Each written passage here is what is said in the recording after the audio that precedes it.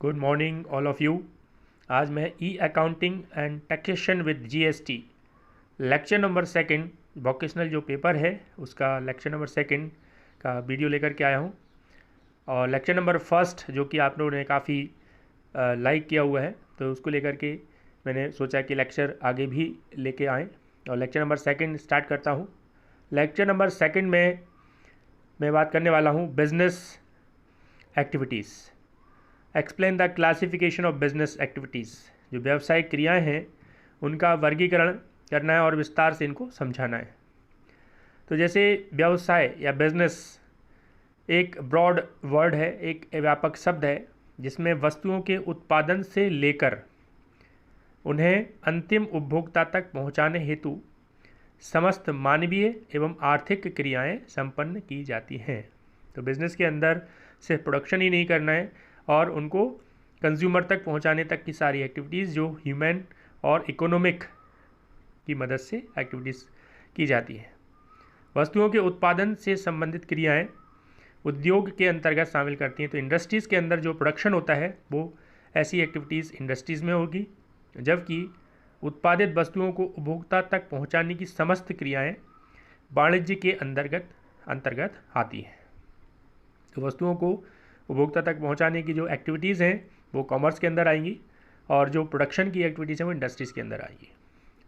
वाणिज्यिक क्रियाओं का भी उपविभाजन व्यापार एवं व्यापार की सहायक क्रियाओं के रूप में किया जा सकता है।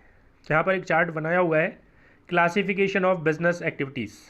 तो यहाँ पर व्यावसायिक क्रियाओं को दो भागों में बांटा गया है। एक इंडस्ट्री, इसको उद्योग बोला जाता है, और दूसरा कॉमर्स, वाणिज्य। इंडस्ट्रीज़ या उद्योग को फिर से हम तीन पार्ट्स में डिवाइड कर सकते हैं। ये प्राइमरी इंडस्ट्रीज, सेकेंडरी इंडस्ट्रीज़ और टर्शरी।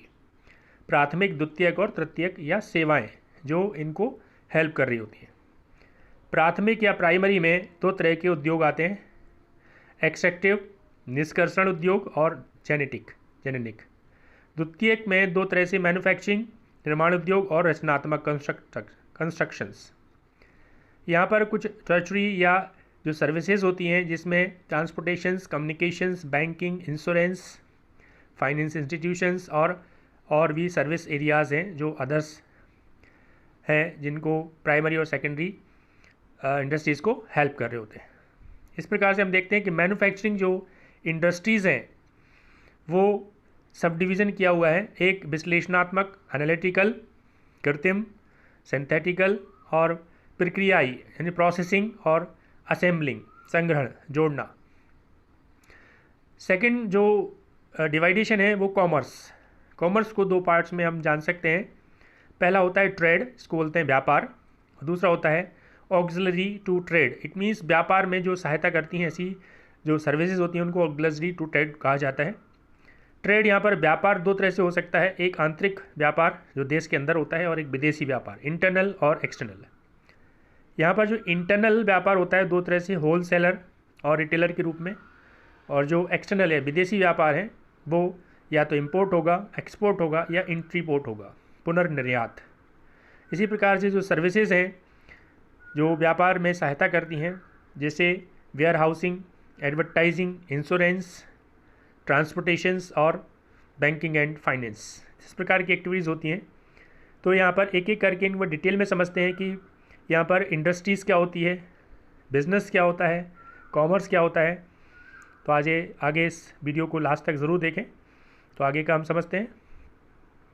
यहाँ पर सबसे पहले समझते हैं कि बिज़नेस क्या होता है। तो लाभ कमाने के उद्देश्य से वस्तुओं का क्रय विक्रय करना ही बिज़नेस की एक्टिविटीज़ या बिज़नेस कहलाएगा।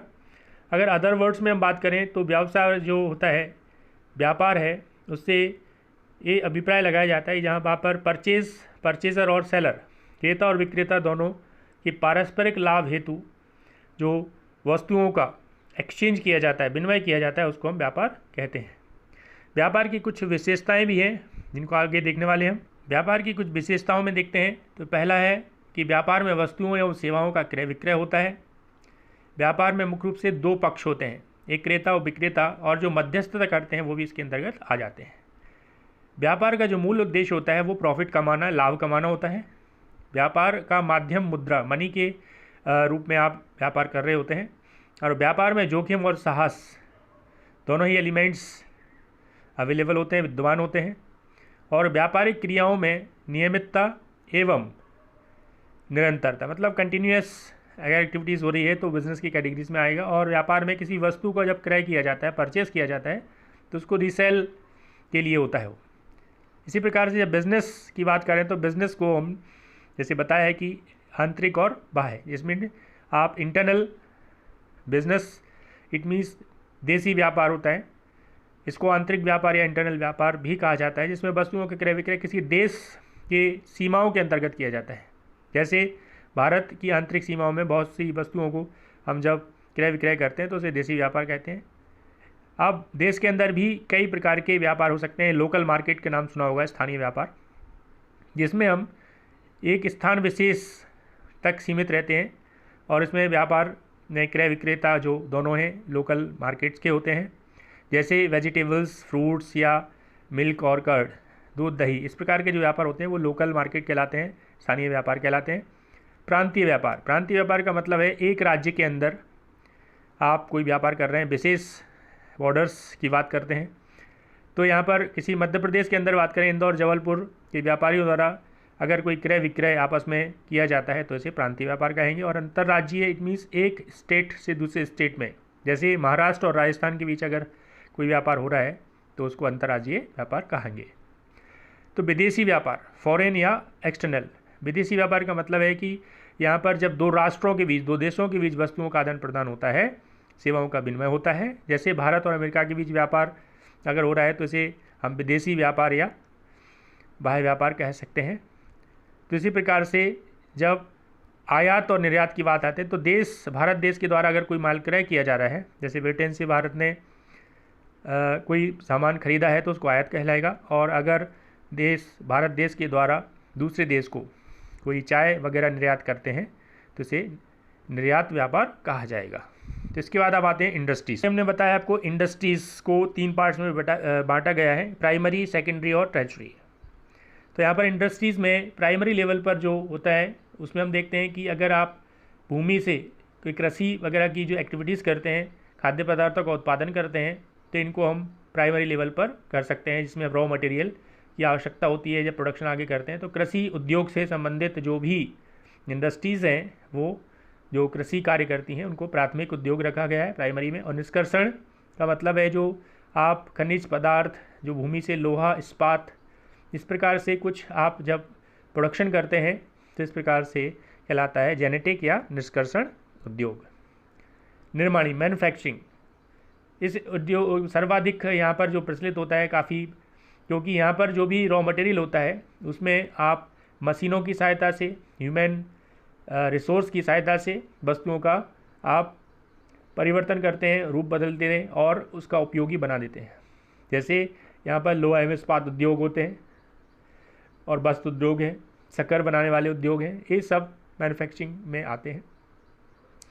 इसी प्रकार से कंस्ट्रक्टिव, रचनात्मक उद्योग की जब बात करते हैं हम तो यहाँ पर जो भी क्रियाएं हैं निर्माण कार्यों से लगी हुई है, रचनात्मक क्रियाएं, जैसे भवन निर्माण, सड़क निर्माण, इस प्रकार की जो क्रियाएं होती हैं वो रचनात्मक उद्योग में आती हैं। तो इस प्रकार से यहाँ पर हमने देखा कि पूरा के पूरी जो बिजनेस एक्टिविटीज़ हैं वो किस प्रकार से डिवाइडेशन किया हुआ है। अब हम आते हैं कॉमर्स पर। तो कॉमर्स में कहा जाता है कि जो स्टीफेंस ने अपने वर्ड्स में बताया कि वाणिज्य उन समस्त प्रक्रियाओं का योग कहा जाता है जो वस्तुओं के विनिमय में आने वाली जो प्रॉब्लम्स हैं, कठिनाइयाँ हैं, स्थान है और समय, इन सब की जो प्रॉब्लम्स होती हैं, बाधाएं होती हैं, उनको दूर करने से संबंधित होता है। जैसे यहाँ पर व्यापार या बैंकिंग, बीमा या परिवहन, संग्रहण आदि, ये सब जो समस्याएं होती हैं इनमें हेल्प कर रहा होता है कॉमर्स। कॉमर्स की कुछ विशेषताएं होती हैं कि वाणिज्य में व्यापार भी सम्मिलित होता है। व्यापार की सहायक क्रियाएं जो है बीमा है, बैंकिंग है, परिवहन है, ये सब इसमें हेल्प कर रही होती हैं। वाणिज्यिक उत्पादक उपभोक्ता के बीच की एक श्रृंखला की कड़ी होती है।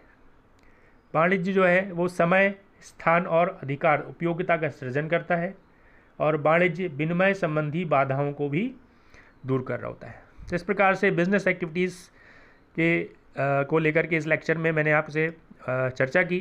तो आगे के लेक्चर में फिर मिलते हैं। जहाँ पर हम डिफरेंस जानेंगे प्रोफेशन, बिजनेस या कॉमर्स इंडस्ट्रीज़ में क्या अंतर है। तो चैनल से पहली बार जुड़े हैं तो चैनल को लाइक करें, शेयर करें और सब्सक्राइब ज़रूर कर लें। आज के लिए आपका बहुत बहुत धन्यवाद। Thank you very much.